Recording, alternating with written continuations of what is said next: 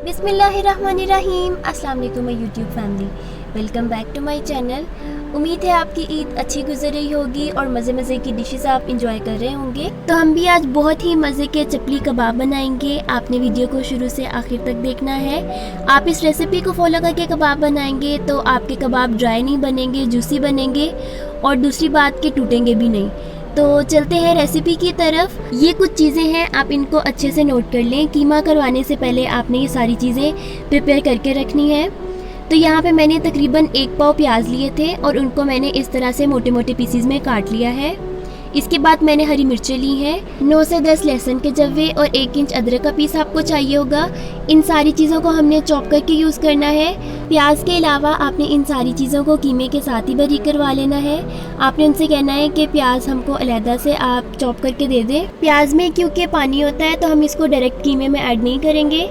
इसके बाद आते हैं कीमे की तरफ। ये मटन का कीमा है। आपने कभी भी कीमा करवा के उसके बाद नहीं धोना, हमेशा गोश्त को पहले धो लें और उसके बाद उसका कीमा करवा लें। और ये बिल्कुल बारीक करवाया है मैंने, मोटा नहीं होना चाहिए। और ये चॉप्ड अनियन है। आपने क्या करना है, जो आपको चॉप्ड अनियन देंगे आपने उसको किसी भी मलमल के कपड़े में डाल लेना है और उसको अच्छे से निचोड़ लेना है ताकि प्याज का जितना भी पानी है वो निकल जाए। यहाँ पे मैंने 1 टमाटर चॉप करके रख लिया है, आप ये ऐड करेंगे। इसके बाद जो स्पाइसेस ऐड करने हैं वो मैं आपको बता देती हूँ। 1 टीस्पून आपको चाहिए होंगे चिली फ्लेक्स। इसके बाद मैंने ले लिया है 1 टीस्पून साबुत ज़ीरा।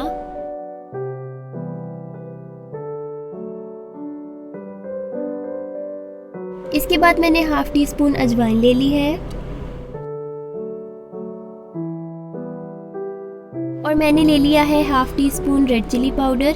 क्योंकि हम हरी मिर्च भी यूज़ कर रहे हैं तो आपने इसकी जो अमाउंट है वो हिसाब से ज़रा रखनी है। और मैंने ऐड किया है 1 टीस्पून धनिया पाउडर।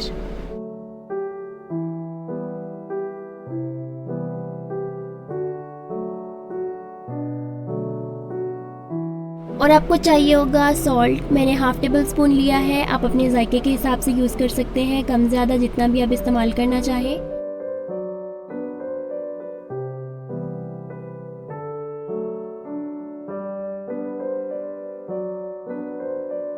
इसके बाद मैंने कुछ पत्ते हरा धनिया के भी ऐड कर दिए हैं ताकि कुछ ग्रीन कलर भी आ जाए हमारे कबाब में। और आपको चाहिए होगी 1 टीस्पून कसूरी मेथी। ये ऑप्शनल है, अगर आप ऐड करना चाहें तो कर लें, नहीं तो आप स्किप कर सकते हैं। कबाब की बाइंडिंग अच्छी करने के लिए हम इसमें ऐड कर रहे हैं मैदा 1 टेबल स्पून। आप इसकी जगह अंडा भी यूज़ कर सकते हैं, पर उसमें ये होता है कि अक्सर आपका जो मिक्सचर है ये पतला हो जाता है, तो बेहतर है कि आप मैदा यूज़ कर लें, रिस्क ना लें। इससे बड़ी अच्छी बाइंडिंग होती है और कबाब भी टूटते नहीं हैं। इन सारी चीज़ों को आपने अच्छे से मिक्स कर लेना है, हथेली की मदद से करें। बस ये बिल्कुल स्मूथ सा मिक्सचर बनना चाहिए। अगर आपको लगे कि अभी पतला है आपका मिक्सचर तो आप इसमें थोड़ा सा मैदा और ऐड कर सकते हैं।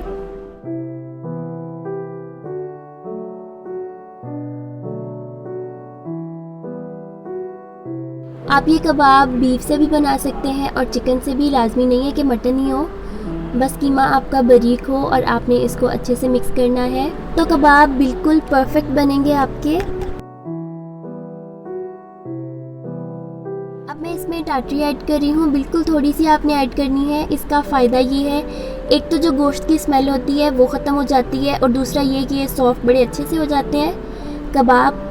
तो ये देख सकते हैं ये सारी चीज़ें अच्छे से मिक्स हो गई हैं। अब आपने इसको एक बाउल में निकाल लेना है और इसको कवर करके आपने फ्रिज में रख देना है कम से कम 30 से 40 मिनट के लिए।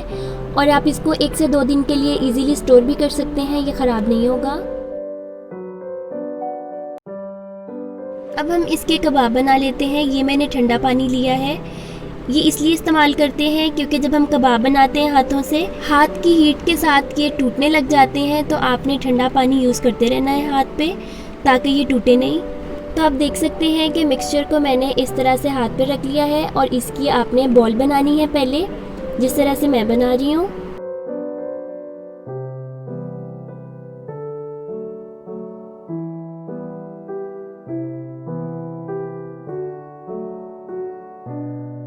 इसके बाद आपने इसको प्रेस करना है दोनों हाथों से, जिस तरह से मैं कर रही हूँ।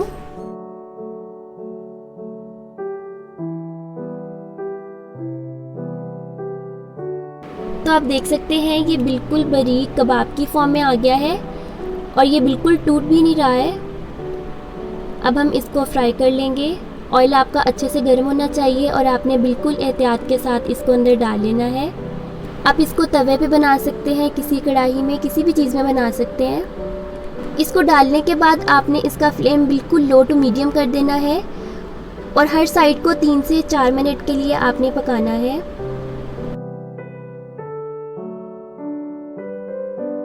यहाँ पे मैं चम्मच की मदद से इसके ऊपर गरम तेल डाल रही हूँ ताकि ये इस साइड से भी अच्छे से कुक हो जाए।